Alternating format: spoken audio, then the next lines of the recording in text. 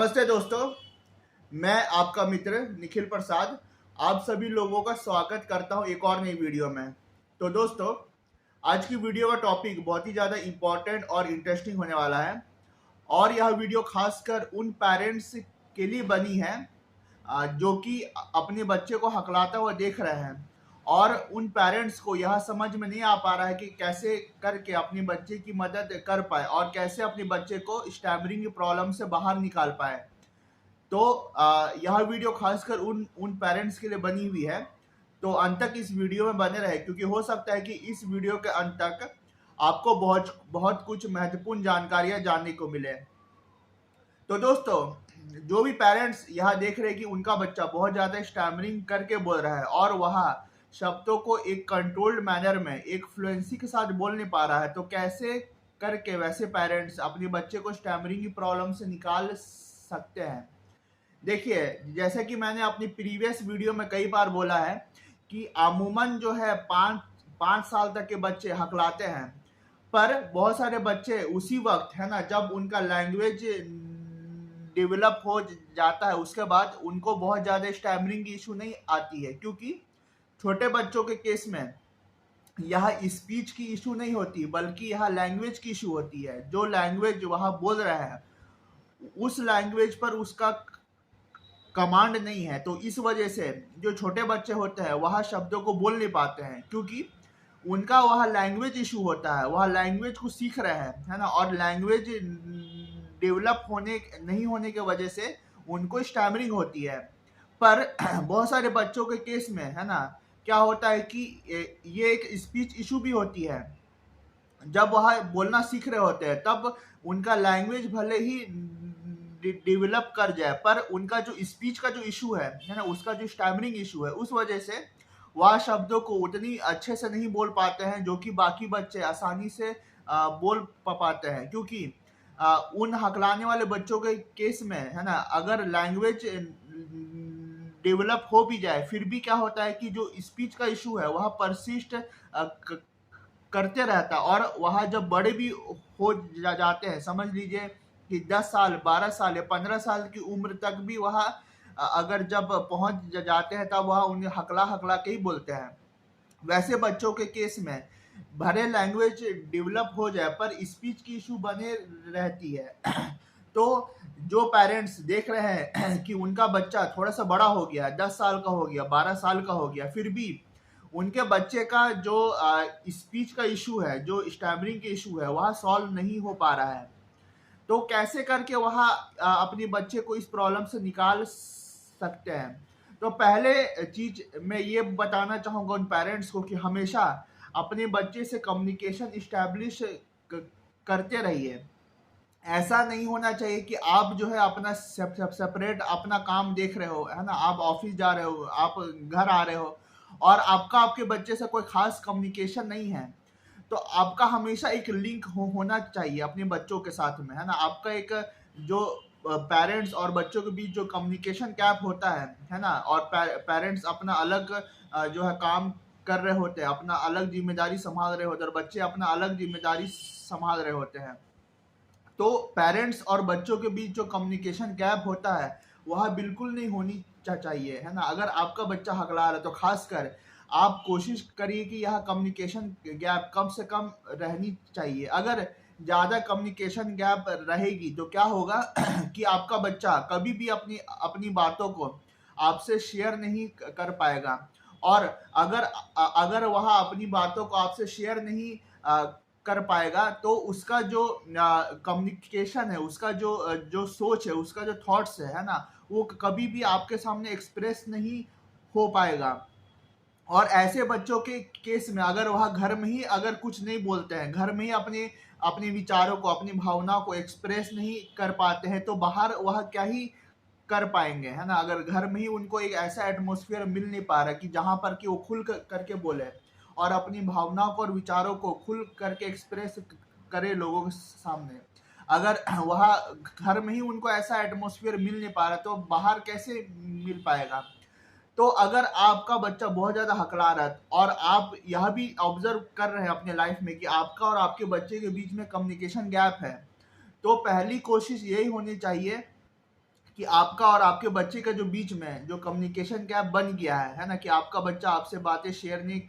कर रहा है, तो आप पहले तो कम्युनिकेशन गैप को कम करिए। अगर कम्युनिकेशन गैप कम नहीं रहेगा तो बच्चा खुल करके अपनी बातों को एक्सप्रेस नहीं कर पाएगा, और अगर घर में ही एक्सप्रेस नहीं कर पा रहा है तो ऐसे हकलाने वाले बच्चे बाहर कुछ खास एक्सप्रेस नहीं कर पाएंगे अपने आप को।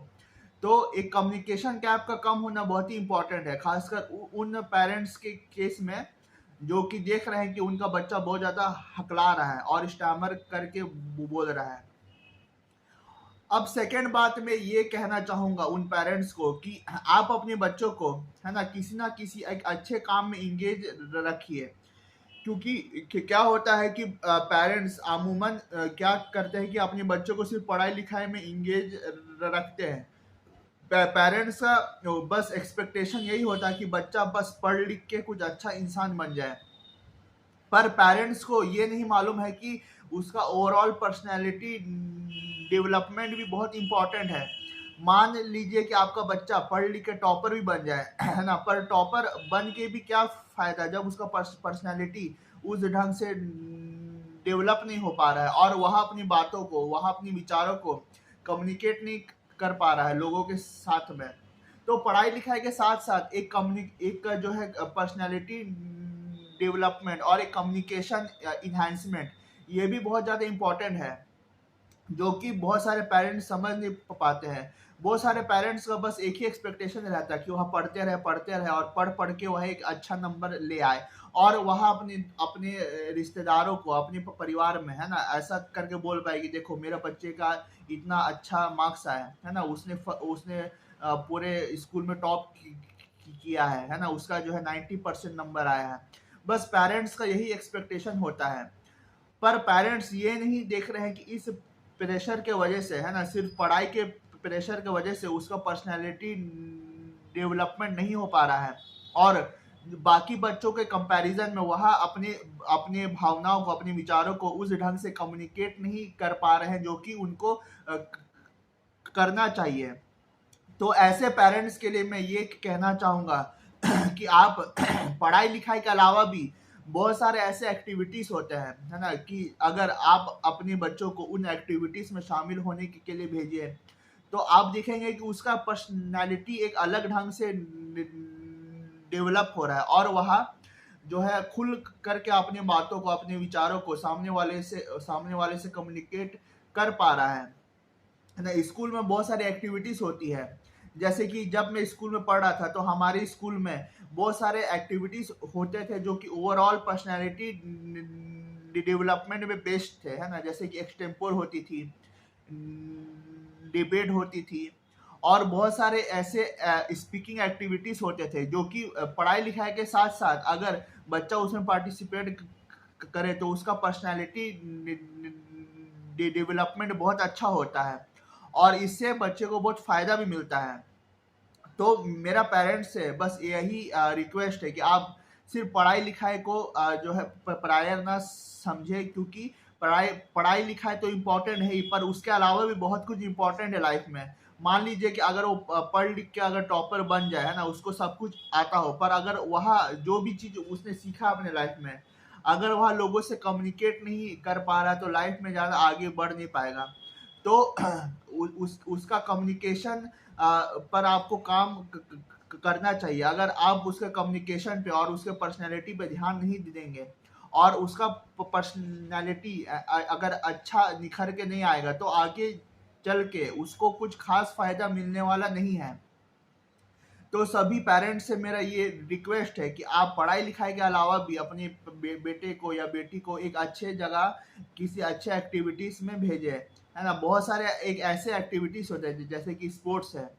स्पोर्ट्स में साइकिलिंग है, स्विमिंग है ना, बहुत सारे अच्छे अच्छे एक्टिविटीज होते हैं। अगर आप अपने बच्चों को उन एक्टिविटीज के लिए भेजेंगे तो आप देखेंगे कि एक उसका एक अलग से पर्सनैलिटी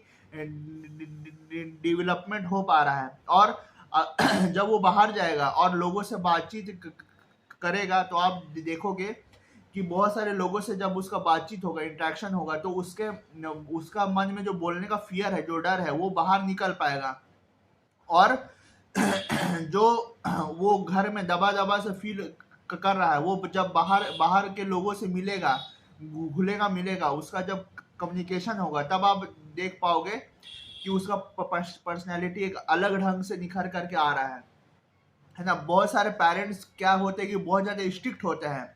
है ना, और उसका उनका मॉनिटरिंग होता है कि उनका बच्चा कुछ गलत बात मुंह से ना निकालते, है ना। अगर वो देख रहे हैं कि उनका बच्चा कुछ ऐसा बोल रहा है कि पेरेंट्स को वो चीज़ पसंद नहीं आ रहा है, तो फट से बच्चे को मारते हैं और बच्चे को बोलने से रोकते हैं। तो इससे क्या होता है कि बच्चा कभी भी घर में जो है खुल करके बोल नहीं पाता है ना। जो बच्चे को बहुत ज़्यादा मार पड़ती है ना, और हमेशा वह इस डर में बोलता है कि अगर मेरे मुंह से कुछ गलती से ऐसा बात निकल जाए, है ना, तो हो सकता है मुझे मार पड़ जाए। तो ऐसे ऐसे अगर बच्चा जो है अपने मन में डर रख करके जिएगा कि अगर मैं कहीं पे कुछ ऐसा बोल दूं कि मुझे मार पड़ जाए, है ना, जो मेरे बड़े हैं, चाहे स्कूल में टीचर्स हो, चाहे घर में पेरेंट्स हो, अगर मेरे बड़े मुझे देख लिए कि मैं कुछ ऐसा बोल रहा हूँ, तो हो सकता है मुझे मार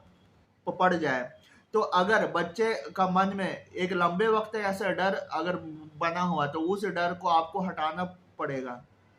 कम से कम घर में उसका एक ऐसा एटमोसफियर होना चाहिए कि उसके मन में कुछ भी डर ना हो, और जो भी चाहे वह खुल के वो बोल पाए, है ना। बहुत सारे पेरेंट्स क्या करते हैं कि उनका बस एक ही एक्सपेक्टेशन होता है कि उनका बेटा या उनका बेटी बस उसके अकॉर्डिंग रहे,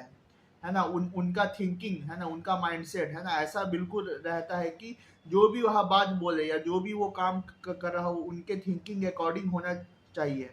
वो वो अपने बेटे को कुछ मतलब कि अपने विचारों को एक्सप्रेस करने के लिए रोकते हैं, है ना। मान लीजिए कि किसी का बेटा जो है या किसी की बेटी जो है म्यूजिक फील्ड में बहुत ज़्यादा इंटरेस्टेड है, या बहुत ज़्यादा डांसिंग में इंटरेस्टेड है, तो पर पेरेंट्स चाहते हैं कि बस वो पढ़ता लिखता रहे और उनका पूरा ध्यान पढ़ाई लिखाई में ही हो, है ना, और पढ़ाई में वो पीछे नहीं रहे। बस वो जो है पढ़ते लिखते रहे, भले बाकी एक्टिविटीज़ में उतने आगे ना भी हो, पर पढ़ाई में उनको आगे रहना ही पड़ेगा। तो पेरेंट्स का यहाँ माइंडसेट होता है, पर बच्चों को हो सकता है कि इससे अलग माइंडसेट हो, उनका इंटरेस्ट किसी और फील्ड में हो। तो बच्चे क्या होता है कि अगर वह घर में बोलेंगे कि हाँ कि मेरा विचार यह है कि मैं सिंगिंग में जाऊँ, या मैं एक्टिंग में जाऊँ, या मैं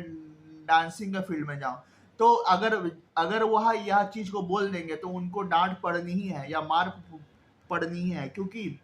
पेरेंट्स का यहाँ माइंडसेट होता है, यहाँ थिंकिंग होता है कि उनका बेटा या उनका बेटी, है ना, उनके डिसीजन के अकॉर्डिंग काम करते रहे और कभी भी उनके डिसीजन के अकॉर्डिंग नहीं जाए, है ना। और उनका यहाँ भी मॉनिटरिंग रहता है कि जो वो बोल रहे हो, है ना, वो उनके अकॉर्डिंग बोलना चाहिए, है ना। अगर वह कुछ ऐसा बात बोल जाए कि पेरेंट्स को पसंद ना आए, तो हो सकता है कि कोई पेरेंट्स पीट भी दे अपने बेटे या बेटी को। तो पेरेंट्स को इतना मॉनिटर करके नहीं रखना चाहिए। आपको यह समझना पड़ेगा कि आप अपने बच्चों को घर में रख रहे हो, वह एक घर है, ना कि वह एक जेल है, कि अगर वह कुछ बोल दे, है ना, यहाँ या कुछ करने की कोशिश करे तो उसको मार पड़ जाए, है ना। ऐसा आपको एटमॉस्फेयर बना के नहीं रखना है, क्योंकि अगर आप अपने घर का एटमॉस्फेयर इतना टेंस रखोगे तो वह टेंशन स्ट्रेस हमेशा माइंड में पड़ते रहेगा, और उस टेंशन और उस स्ट्रेस के वजह से बच्चा कभी भी खुल नहीं पाएगा और उसका पर्सनालिटी ग्रोथ कभी भी अच्छा नहीं हो पाएगा। तो सभी से मेरा यह विनती है कि आप अपने घर का जो एटमॉस्फेयर है उसको हमेशा जो है जॉली मूड में रखिए। आप हमेशा आप अपने घर के जो एटमॉस्फेयर है उसको अच्छा बनाए रखिए। अगर लंबे वक्त तक घर का एटमॉस्फेयर टेंस है ना, और टेंशन में आपका बच्चा पढ़ाई लिखाई कर रहा है और उसको कुछ बोलने का मौका नहीं मिल रहा है, या कुछ अपनी पसंद का करने का मौका नहीं मिल रहा है, छोटी सी भी गलती हो रही तो उसे मार पड़ रही है, अगर ऐसा एटमॉस्फेयर आप अपने घर का बना के रख रहे हैं, तो जो बच्चे को स्टैमरिंग है वो कभी भी आसानी से स्टैमरिंग से बाहर नहीं निकल पाएगा और कभी भी एक नॉर्मल जीवन जी नहीं पाएगा। और ऐसे बच्चे को बहुत ज़्यादा डिफ़िकल्टीज़ का सामना करना पड़ता है जब वह बाहर निकलते हैं, जब उनको कुछ बोलना होता है। क्योंकि आपको पता है कि जब वह एक मतलब कि रियल वर्ल्ड में निकलते हैं, तब उनको रियल लाइफ लोगों से मिलना पड़ता है, और रियल लाइफ लोगों से मिल करके बातचीत करके अपना काम को निकालना पड़ता है। तो ऐसे बच्चे अगर सीवियर स्टैमरिंग के साथ बड़े होंगे, और बड़े होकर के वह जब अपने आप को पाएंगे कि वह लोगों से कम्युनिकेट नहीं कर पा रहे हैं, और उनका माइंड में हमेशा फियर है कि अगर मैं कुछ बोलूंगा, है ना, तो लोग मेरा मजाक उड़ाएंगे, है ना। तो हमेशा उनके मन में एक डर, फियर बैठा रहेगा कि मुझे जो भी बोलना सोच समझ के बोलना है। अगर मैं कुछ ऐसा बोल जाऊं तो हो सकता है कि मुझे मार पड़ जाए। तो पेरेंट्स से मेरा यह रिक्वेस्ट है कि आप अपने बच्चे को ज़्यादा प्रेशर में ना रखिए, है ना। और जो मैंने पहली बात बताई कि आपका और आपके बेटे के बीच में या बच्चे के बीच में कम्युनिकेशन गैप बिल्कुल नहीं होना चाहिए। अगर कम्युनिकेशन गैप होगा तो आपका बच्चा बिल्कुल भी अपनी बातों को आप तक एक्सप्रेस नहीं कर पाएगा, और अगर घर में ही वो अपनी बातों को एक्सप्रेस नहीं कर पा रहे तो बाहर बिल्कुल भी कर नहीं पाएगा अपनी बातों को एक्सप्रेस। तो कम्युनिकेशन गैप पेरेंट्स के बीच में और बच्चों के बीच में बिल्कुल नहीं होनी चाहिए। सेकंड बात जो मैंने बताई कि उनको अपनी मर्जी का कोई काम करने का मौका दिया जाए। अगर वो सिंगिंग में इंटरेस्टेड है तो बिल्कुल आप सिंगिंग सीखने के लिए भेजिए। अगर उनको डांसिंग में इंटरेस्ट है तो आप डांसिंग सीखने के लिए भेजें। कोई भी एक्टिविटी में उनको इंटरेस्ट है, जैसे कि स्विमिंग है, मतलब कोई भी स्पोर्ट्स एक्टिविटीज, आप बिल्कुल अपने बच्चे को भेजिए। क्योंकि अगर आप अपने बच्चे का माइंड किसी अच्छे एक्टिविटी में इंगेज कर रहे हो तो पहला बात ये हो कि उसको बहुत कुछ सीखने का मौका मिलेगा लाइफ में। और सेकंड बात ये होगा कि जब वह बाहरी लोगों से कम्युनिकेट कर रहा होगा तो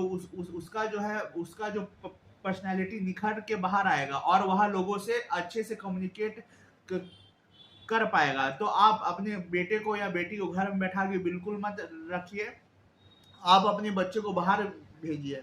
जब आप अपने बच्चे को बाहर भेजेंगे तब आप देखेंगे कि उसका पर्सनैलिटी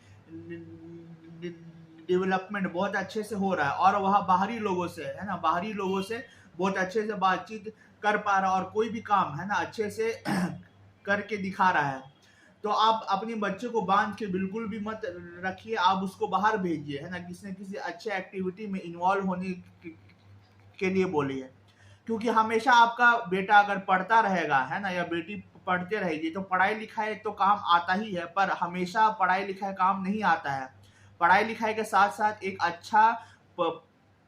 पर्सनैलिटी होना भी बहुत इंपॉर्टेंट है। अगर बेटा या बेटी का अच्छा पर्सनैलिटी नहीं होगा तो आगे चल के वह कुछ बन नहीं पाएंगे। तो बस मेरा सभी पेरेंट्स से यह रिक्वेस्ट है कि अगर यह वीडियो आप तक पहुंच रही है तो मेरे बातों पर विचार करिए, और जो मैं बातें बता रहा हूँ आपके हकलाने वाले बच्चे के बारे में, आप बिल्कुल इसको सीरियसली लीजिए। क्योंकि जब वह बड़ा होगा तो आप समझ ही सकते हैं कि उसको कितनी परेशानी होने वाली है। तो सभी पेरेंट्स को मेरा रिक्वेस्ट है कि आप इसको ज़्यादा से ज़्यादा आप इसको इम्प्लीमेंट करिए अपने लाइफ में। और अगर आप इसको इम्प्लीमेंट करते हैं तब आप देखेंगे कि आपका बच्चा बहुत ही अच्छा से अपना पर्सनैलिटी को ग्रो कर पा रहा है, और बाकी बच्चों के कंपैरिजन में वह बिल्कुल भी पीछे नहीं रह गया है। तो बस अब मैं इस वीडियो का अंत करना चाहूँगा। तो अगर आपको मेरा यह वीडियो पसंद आया तो मेरे वीडियो को लाइक करें, चैनल को सब्सक्राइब करें, और मेरा यह वीडियो अन्य मित्रों के साथ शेयर भी करें। बहुत बहुत धन्यवाद आप सभी लोगों का मेरा यह वीडियो अंत तक देखने के लिए। Thank you.